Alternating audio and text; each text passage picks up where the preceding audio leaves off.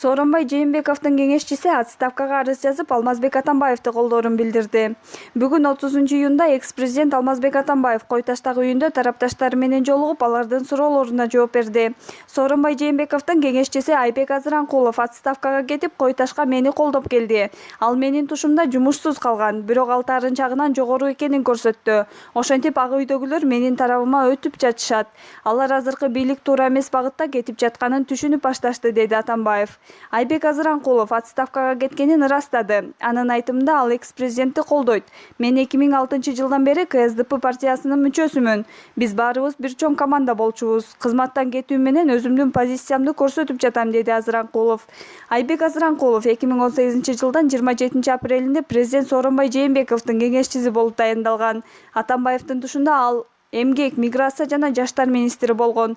Азыранкулов Айбек Жаныбекович 1979 жылы 10 январда Чүй облусунун Чалдыбар айылында туулган. 2001 жылы Бишкек гуманитардык университетинин психолог практик кесиби боюнча бүтүргөн. Эмгек жолун 2002 жылы Чалдыбар суу пайдалануучулар ассоциациясынын көзөмөлдөөчүсү болуп баштаган. 2005-2007 жылдары Фрунзе айыл өкмөтүнүн башчысы, 2009-2010 жылдары Жогорку кеңештин депутаты, 2010-2013 жылдары өкмөттүн Чүй областындагы ыйгарым укуктуу өкүлү, 2014-2015 жылдары эмгек, миграция жана жаштар министри болуп эмгектенген. Булак Суперкейджи. Атамбаев 3-июлда Бишкекте өтүүчү митингге сөзсүз катышам. Бүгүн 30-июнда экс-президент Алмазбек Атамбаев Кой-Таштагы үйүндө тарапташтары менен жолукту. Ал 3-июлда Бишкекте өтүүчү митингге катышаарын айтты. Буга чейин ал митинг өткөрүү тууралуу сүйлөп жатып, бир нерсе болуп кетип, кимдин каны төгүлсө, менин каным төгүлсүн, кимдин жаны кетсе, менин жаным кетсин деп айткан. КСДПдан билдиришкендей, митинг 3-июлда саат 16:00 медиа форумдун алдында башталат. Акция «Эски элита кетсин, жаңы лидерлер келсин» деген урандын астында өтөт. Булак Суперкейджи.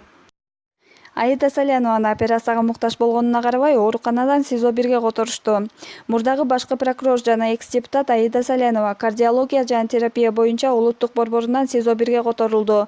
Бул тууралуу Суперкейджи порталына тарапташтары билдиришти. Алардын айтымында дарыгерлер консилиум өткөрүп, Саляновага тез арада операция жасалышы керек деген чечимге келишкен.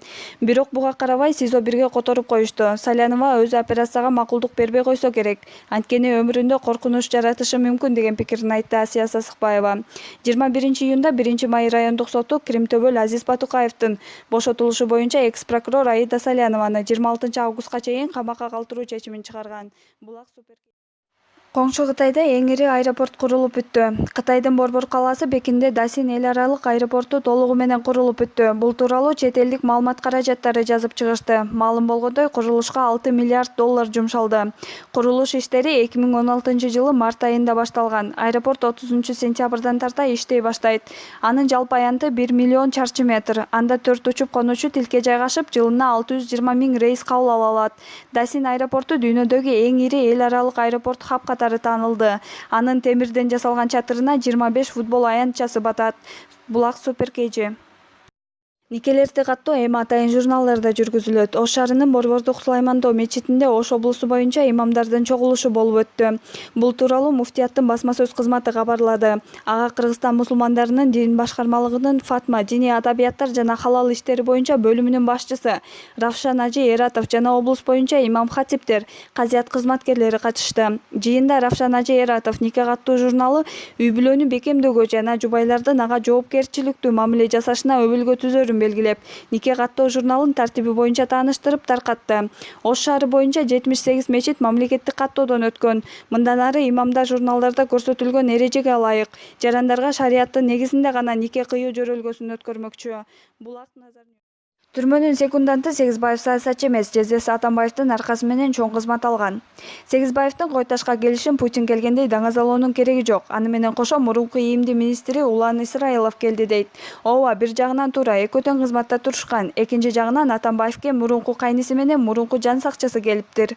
Кайнисин алып барып УКМКны, жан сакчысын алып барып ИИМди жетектетип коюш өзү туура эмес.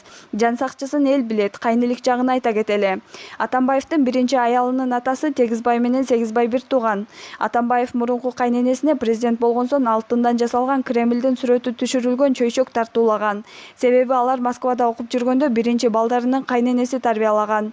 Ал эми Акаев иштеп 2005-жылы 24 мартта көтөрүлүшчүлөрдөн жанчылып баш көтөрө албай жүргөн Сегизбаевди Атамбаев УКМКга алып келген. Ал УКМКда жүргөндө көп мыйзамдарды бузуп, көп адамдардын убалына калган. Азыр анын аркасынан факт издеп камалыш керек дегендер көп. Демек Сегизбаевдин секунданттыгы бүткөн. Балким мурун жок шылтоо менен камалгандардын аркасына барып калышы мүмкүн. Булак Назар Ньюс KG. Гүлзат Мамытбек Кыргыздын Виаграсы деп аталды. Бүгүн 30-июнда өзүн Кыргыздын дем атаган Гүлзат Мамытбек Бишкек шаарынын тургундарына, меймандарына өзгөчө шоудогу чыгармачылык кечесин тартуулады. Андан тышкары ырчы 10 000 адамдын катышуусунда флешмоб жасады. Концерттин башында Гүлзат Мамытбектин англис тилин үйрөтүүчү китептери, ата мекендик өндүрүштөгү шириндиктер ойнотулду. Мындан тышкары Борбордогу тамактануучу жайлардын бирине барууга жана 3000 сомдук сертификаттар күйөрмандарга тартууланып жатты. Кийин кезек флешмобко жетти. Атайын чакырылган хореограф күйөрмандарга бий үйрөттү. Андан кийин көрүүчүлөрдү кызыктыруучу суроо-жооп оюну болду. Концерт ырчынын кыргызым менин ыры менен башталды. Кийинки ыр белек казак-кыргыз достугун дагазалаган казакча ыр болсо, андан кийин дем күч берген ырлары жаңырды. Тыныгуу учурунда Гүлзат Мамытбектин I Can Fly ырына бир нече бийчилер жана каалоочулардын катышуусундагы флешмоб орун алды. Кийин сахнага Казакстандан чакырылган конок чыкты. Гүлзат айым Кайраттын үнүн укканда аны менен чогуу сүрөткө түшүп жаткан картинаны элестеткем. Азыр картина гана эмес, бир сахнага ырдап калдык. Кыялдан кыргыз, кыялдар орундалат, менин кыялым жанымда деп Кайрат Тутеновду тосуп алды. Ал эми кесиптешин колдоп келген казак ырчысы Гүлзат айымды планетанын дем берүүчүсү атап жеке концерти менен куттуктады. Ал репертуарындагы ырларын аткарып жатканда Гүлзат Мамытбек сахнага чыгып Майкл Джексондун ырларын аткарып берүүнү суранды. Кайрат Тутенов поп-музыканын падышасынын 2 ырын жандуу ырдап берди. Кыргыз жигити Добур жана Курал Чокоев сахнага чыгып Гүлзат Мамытбекти Кыргыздын Виаграсы деди. Жигиттер Тура кой кыргызым чыгармасын аткарып баарын бийлетти. Концерттин жыйынтыктоочу бөлүгүндө ырчы түрк тилинде обон сөзөп, ырды атасына арнанганын билдирди. Андан кийин кыз бурак аталышындагы чыгарманы англис жана кыргыз тилинде аткарды. Концерт флешмоб менен аякталып, аягында көрөрмандарга ачык асман алдында дискотека уюштурулду. Булак Супер KG. Атамбаев мени кол тийбестиктен ажыраткан айрым депутаттар айла жок добуш бердик деп айтышууда. Бүгүн 29-июнда экс-президент Алмазбек Атамбаев Кой таштагы үйүндө тарапташтары менен жолугушуп, алардын жана журналисттердин суроолоруна жооп берди. Мени кол тийбестиктен ажыратуу боюнча чечимди колдогон айрым депутаттар айла жок добуш бердик деп саламдуу байларын жөнөтүп жатышат. Ошон үчүн айткам да алар чимкирик деп. Бул ачуу сөз. Депутаттардын аттарын айтсам, аларды такыр эле тебелеп салышат, деди Атамбаев. 27-июнда Жогорку кеңеш экс-президент Алмазбек Атамбаевди кол тийбестиктен ажыраткан.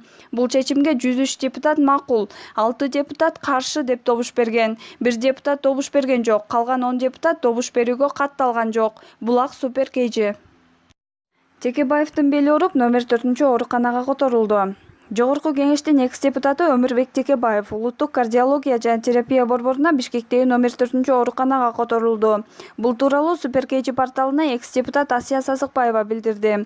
Анын айтымында Текебаевдин белинде бир нече жыл мурун операция жасалган болчу. Анын бели ооруп, отура албай калгандыктан ооруканага дарыланууга которулду, деди Сасыкбаева. Буга чейин 31 майда Өмүрбек Текебаев 47 колониядан улуттук кардиология жана терапия борборуна которулган. Анын кайра абакка качан которулары дарыгерлердин айтканына жараша болот. Саясатчы жарым жылда бир нече жолу текшерүүдөн өтүп турушу керек. Өмүрбек Текебаев менен Дүйшөн Кулчотонов коррупция боюнча айыпталып 8 жылга эркинен ажыратылган. Буга негиз болгон көрсөтмөнүн ээси Леонид Маевскийдин өзү Орусияда улуттук кылмыш ишине шектелип камакка алынган. 3-майда жогорку сот Өмүрбек Текебаев менен Дүйшөн Кулчотоновдун ишин жаңы жагдайлар боюнча кайра карап, үй мүлктү конфискацияга алуудан тышкары өкүмдү өзгөртүүсүз калтырган. Булак Супер KG.